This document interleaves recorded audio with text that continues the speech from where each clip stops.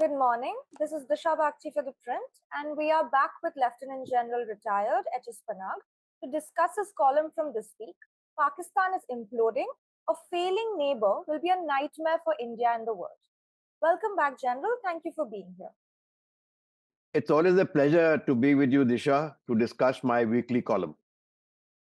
So, in this week's column, you examine the national security challenges India faces from an unstable and, as you stated, imploding Pakistan.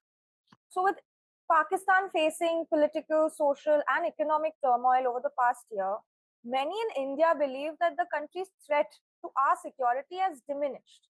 However, you disagree with this conclusion. Why? You see, firstly, as far as the crisis is concerned, it is Pakistan's worst crisis, I think, since its dismemberment in 1971. Politically, there is a unstable coalition which has been put up by the army in power. A very popular politician, ex-Prime Minister Imran Khan, is on the streets protesting against it. And the elections, which should be logically ordered, are not being ordered because they are due in sometimes in October, as per that. Whereas the provincial assemblies of Punjab and Khyber Pakhtunkhwa have been dismissed. But again, despite Supreme Court's intervention, the military and the coalition government have refused elections, refused to hold elections there. As far as economic situation is concerned, it's well known for the last 3 years, it is facing immense economic crisis. Its foreign exchange reserves have been reduced to about $6 billion, just enough for 1 month's foreign trade. Its negotiations with the International Monetary Fund, World Bank, are repeatedly failing because it's not able to give the guarantees. Its erstwhile donors, United States and Saudi Arabia, are not bailing it out. Even its all-weather friend China is not helping it out at the moment, because everybody considers that Pak economy is a bad bet. Now, as far as internal security is concerned, firstly, it is well known that Pakistan is a state that sponsors terrorism. It has been sponsoring terrorism for the last, close to 35, 40 years. And now the homegrown terrorists, or as MS Clinton famously said, that the snakes in your backyard at some stage will sting you also. So the Tehreek-e-Taliban Pakistan, which is based in the frontier region, is fighting against the Pakistan army. The Taliban in Afghanistan itself, which was put in place by the Pakistan army, has turned against it. There are repeated firings and this thing taking place at the border. So even at Balochistan is in turmoil as far as counterinsurgency is concerned. So internal security situation is also bad. Now, all this has been further compounded by the arrest of Imran Khan, that saw, for the first time in the history of Pakistan, that agitations launched by a political party straight away took on the army. They attacked the GHQ in Rawalpindi. They attacked the co-commander's house. Number of war memorials were vandalized. Air bases were targeted. Their walls were broken down. Unprecedented in the history of Pakistan. So this, of course, since then Imran Khan has been released on bail for 15 days. The point I'm making is that this crisis is what is even I would go to the extent of saying is existential crisis for Pakistan. Now, in India, there's smug satisfaction that because Pakistan is weakened and it must pay for all that it has done, and its capacity to pose a security threat to India and perpetuate terrorism in Jammu and Kashmir has now got diminished. But empirical wisdom and also the past history of Pakistan says something different. I'll come to the history of Pakistan later, but generally primordial causes. The cause of conflict between India and Pakistan is primordial. It is basically the Muslim invaders coming to India, ruling for 800 years, and then reduced to zero after 1857. Then Ottoman Empire's collapse. Overall, Islam felt at the rock bottom, in the early part of the last century, 100 years ago. So Pakistan feels that it is the upholder of the Islamic Ummah, and it must get back its past glory. And India is the natural enemy. And of course, our usurping of Kashmir, their perception in 1947-48, dismemberment in 71. So they consider us as an eternal enemy, as the raison d'etre of the very reason for their existence, especially for their army. Uh, Having said this, if primordial causes don't go away, even if you are economically deprived, even if you are having internal strife, and there are examples of glory all over the world. Even Pakistan recently, just see the trend. Recently, uh, there were two terrorist attacks in a span of 15 days. One on the 20th of April, and one on the 5th of May. Now, the first one, 5 soldiers were killed, and its timing coincided with the announcement of the visit of Bilawal. In fact, the visit of Bilawal was announced just an hour and a half after the incident took place. The second attack, in which five para SF commandos were killed in an ambush in which IED blast went up, was taking place while the conference was still on.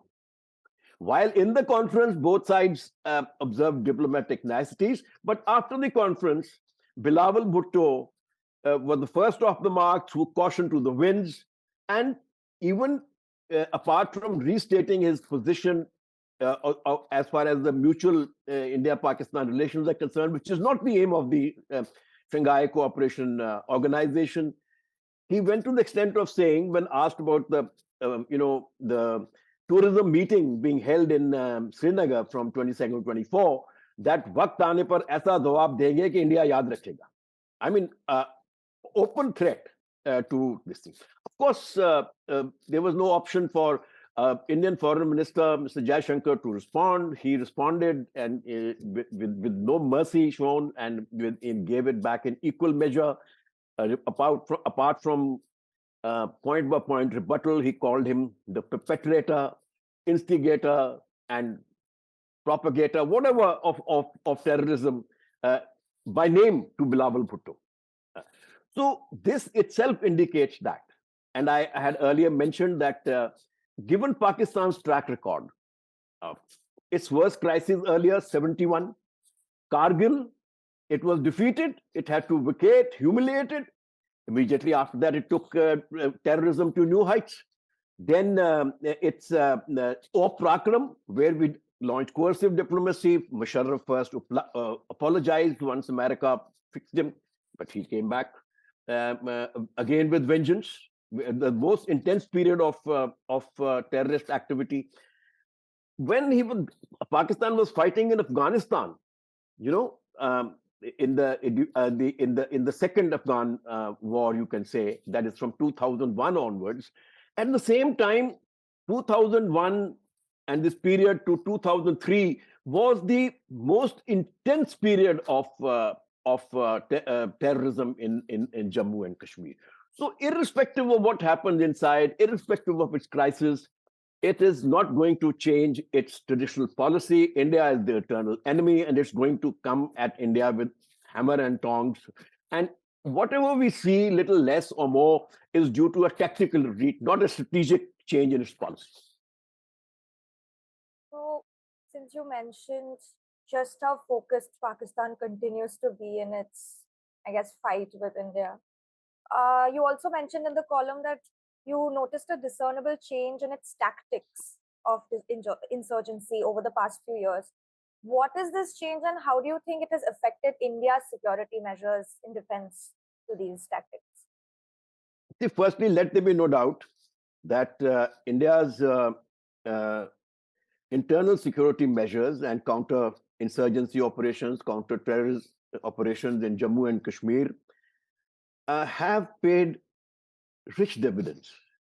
And especially after the PDP coalition government with BJP crumbled, and in 2018, and after that the Article 370 was abrogated, and with governor directly in charge of security, there has been a discernible change, and Indian armed forces are right on top, in control of the situation. So things have improved. And in the valley, our counter-infiltration posture has improved. Our counter-terrorist operations have, been very, very successful. So this has forced a change of tactics, or I would say a change of tactics on part of ISI and its and the terrorists that it sponsored. Number one, that they have stopped overt actions. They are doing more covert actions now. Covert actions, like they selectively target, and that also by individual terrorists, and not by large scale firing, but by limited amount of firing, done with a pistol or with one single rifle, of the minority community. And there's been no let up in this, and it's been continuing throughout last year, and also early part of this year, both in the valley as well as uh, across the Pir Panjal in Punch and Rajouri sectors. So that is one way it has kept the thing on. It has stopped uh, tackling the security forces directly, because they feel that in that case they always suffer more casualties, and at the moment, and time is not ripe for that. Since the valley was saturated with troops, they shifted their focus this side. That is why since 2021 there has been a sort of, what should I say, the terrorist activities this side in Punch and Rajouri districts have been stepped up. In 21, we lost 9 soldiers. Again, there have been a couple of encounters in which very few terrorists were killed, and we had more security forces losses. Civilians were targeted in Rajouri, almost 9, 10 of them in the early part of this year. And again, we have recently had 2 high-profile attacks. The number of casualties suffered this time, I mean, 10 in a span of 10 days, and earlier in 21, 9 of them altogether, without any major gains by our security forces, is rather unusual. It also shows that the terrorists have are well trained, and this side of south of Pir Panjal, it is the Pakistani terrorists who are operating, not the indigenous terrorists, because this area doesn't support terrorism as such. Bulk of the population is Bakarwals and Gujars. So this is the discernible change. If you The South Asia Terrorism Portal maintains a table which I have given in the link I have given in the column. It shows that in the last 3 years, when Pakistan has been facing economic crisis from 2020 onwards, uh, and political crisis from 2022 onwards, there has been no let up. Everything has almost remained the same. Yes, up to this month, in the month this 23, there has been slight drop in the violence levels, but this is because in the winters generally the violence drops, and it picks up again in summers. So I think that maybe is just a mirage, and I feel that the violence will be stepped up in the valley. In fact, we would have to exercise great care during the meeting of the tourism meeting, which is being held from 22nd to 24th, for which Bilawal Bhutto had given a kind of an open threat in a press conference. So this is the discernible change. So whatever little pullback we are seeing and whatever little drop in the level we are seeing, it's a tactical retreat. So no major strategic change. Tactical slight drop in violence has been there, and the focus has shifted to south of Pir Panjal rather than the valley, where we are dominant. Right. So, towards the end of the column, you describe a sort of doomsday scenario for Pakistan if it were to become an anarchical state. And you mentioned that an unstable Pakistan is worse than a stable one for India. Why do you think so? Yeah. You see, a Westphalian state, that is the states that were formed after the Treaty of Westphalia in 1648, uh, which we all follow. I mean, that's the state system, the international order. When you are part of it, you are subject to international norms, international law, and international agencies, watchdogs. You have to behave according to that. The United Nations is there. Then there are other organs, Financial Action Task Force. There are great powers who can exercise influence over you because you understand that you have to follow the international order. But when you are become an anarchical state, where the terrorist organizations, radicals have either dominated the political scene or the military, or have become a force to reckon with, or have taken charge. I mean, like radical Islam has taken charge in Afghanistan itself twice in the last 40 years. They have brought about anarchy, and then there are other theocratic states which came up through radicalism. Iran being a good example. So they in such a situation, then you do not follow the international norms and the international order. You become a law unto yourself. Uh, in fact, when Prime Minister Bajpai visited uh, Pakistan, he went to the Minare Pakistan, which symbolizes Pakistan's establishment in the Lahore, and he wrote in the visitors book that a stable Pakistan is in India's national interest, and it's wisdom of a great prime minister and a great politician that this is what he said. That means a Pakistan in its present form. I mean, at the moment there's trouble there, but little earlier form you can say, which had the pressure of Financial Action Task Force, which had the pressure of America, which of other international organizations. It borrows money from the International Monetary Fund. So there is a degree of this thing can be exercised, but yet it has been continuing its conflict with India. So at best, given India's now state of India's comprehensive national power, our military might, so Pakistan is a nuisance. It's a nuisance. We tolerate it because of nuclear weapons. You can't fight an all-out war. You say, fine, it's all right, and it's a nuisance. And we will deal with you. We'll keep we'll keep the insurgency managed, and we will deal with you whenever required. But an anarchical Pakistan that doesn't follow international order, doesn't follow international norms, will be like Afghanistan. And then with nuclear weapons. And imagine radicals having a finger on the nuclear button and also having a death wish that they can die for the cause.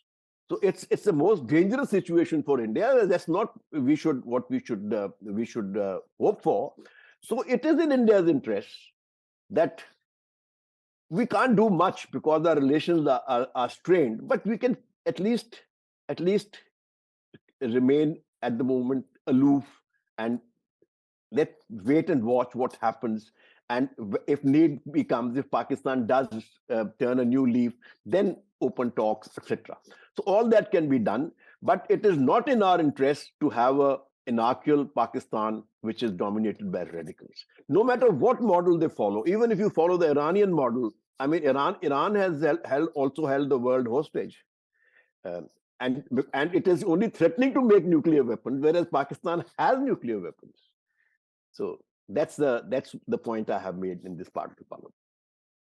You mentioned that it's much more in India's national interest for Pakistan to be in some form influenced by these international organizations and other countries, whether it be the US or the West. But we're also seeing that international institutions like IMF, World Bank are hesitating to even get involved with Pakistan or help bail Pakistan out. Not just institutions, also the West, other countries. So, why do you think that is the case? Why do you think there's that hesitance? See, because whenever International Monetary Fund and World Bank and they which are dominated by Western countries, whenever they lay certain conditions because they do not want you to continue. For example, one of the conditions they would lay down is that your military expenditure must come down, Right. which Pakistan doesn't want.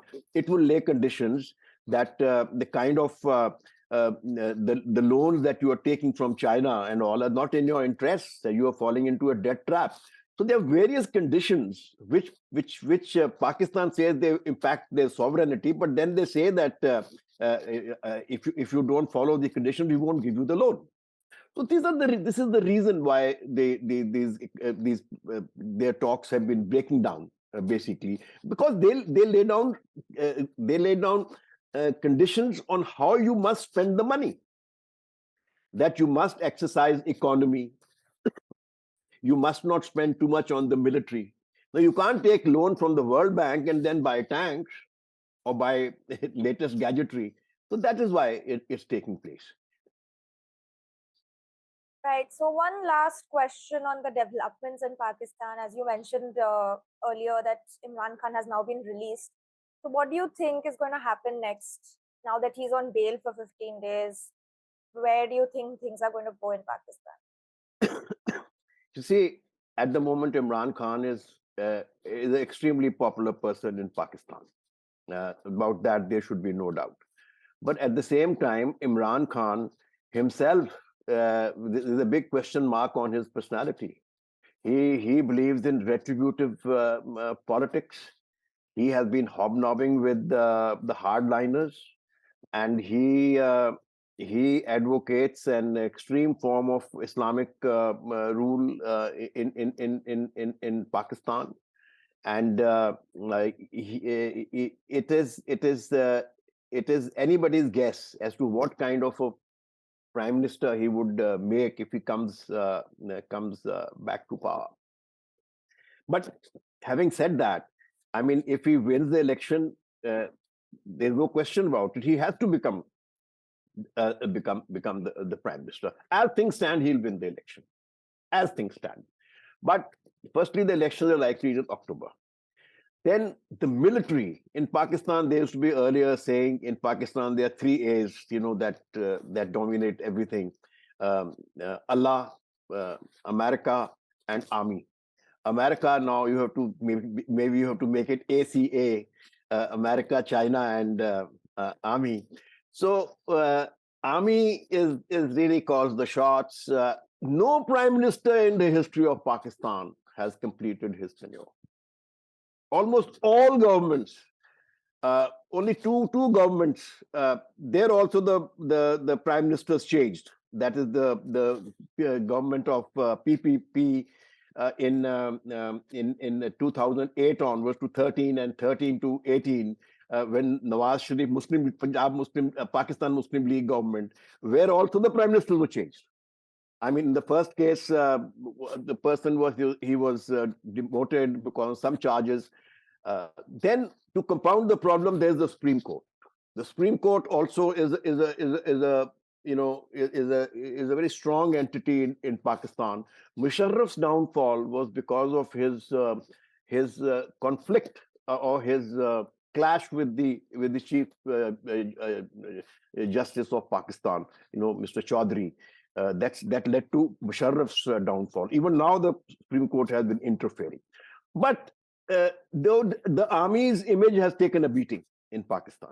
I mean, the way the co-commander's house was sacked, his peacocks stolen, and his I heard korma, his that, strawberries. yeah, people stole chicken curry and like were wheeling Yes, cannons yes, out of his yeah, house. and earlier we thought that the co-commander was not there, and now it comes out. A video has come out today that the co-commander was present in the house, and Yes, so was his wife. family. They Yeah. were present in the house, and they are. So what it also shows is that there is a certain amount of uh, dissent within the army. Not all people are think badly of Imran. They may be his supporters, or they have refused to act against. Now, in the co-commander's house, there's legitimate reason to act against the crowd, but the co-commander himself restrained them. At other places also, nobody has fired on the people. So the army's image has taken a beating. There are reports on the social media, speculations that there have been certain people have been sacked and they have been removed from their commands because of allegedly being supporters of Pakistan. Imran himself, of course, accuses the ISI of planning to murder him. And then there was his fallout with the previous army chief Bajwa was because Imran was supporting at that time's ISI chief who Bajwa wanted to change him. So, so the situation is very fluid, but it is my assessment. One is not allow Pakistan to fail. Nobody wants a nuclear state to fail. At some stage, United States and the United States allies, they will give start bailing out Pakistan, if not directly, then through the International Monetary Fund and the World Bank. So that is that part. And then China is not going to give up on Pakistan. Pakistan is China's best bet against India, where China doesn't have to do anything much, and Pakistan keeps us on our toes as far as internal security is concerned. So they won't give up, and then they have invested too much in the China-Pak economic corridor. Close to it's a $64 billion project, which has to succeed. So China will be there, and eventually, I think the Middle East is all weather friends again. Saudi Arabia and all will come to its aid. And please remember that Pakistan is the only Islamic country that has a bomb. So there is a degree of prestige attached to Pakistan, and there is no way they are going to allow it to fail. Nobody wants another Afghanistan there. So this is this thing, and then the army eventually, with all its current image, what should I say, image shattering that has taken place in Pakistan. Army is a professional army, right? And if required, for good or bad of Pakistan, it'll step in, and restore order, and probably hold elections. And I myself would put a question mark, and I left it in the last one, that the moot question would be whether the elections would be held when due in October with Imran Khan or without Imran Khan. That are they going to allow Imran Khan to contest, or is Imran Khan on various other charges? There are any number of charges against him for corruption, but so are against every other politician, and so are against every other general in Pakistan. So situation is very fluid, but I think the army will eventually step in and restore order. Well, thank you, General, for your insights. I think this conversation not only helped us understand the situation along with your column in what's happening in Pakistan, what is its future, how is it affecting national security, and why the condition in Pakistan is not ideal for India's national security in any way. So for viewers interested in reading the full article by General Panag, the link to it is in our description below. Thank you, and we will see you next week.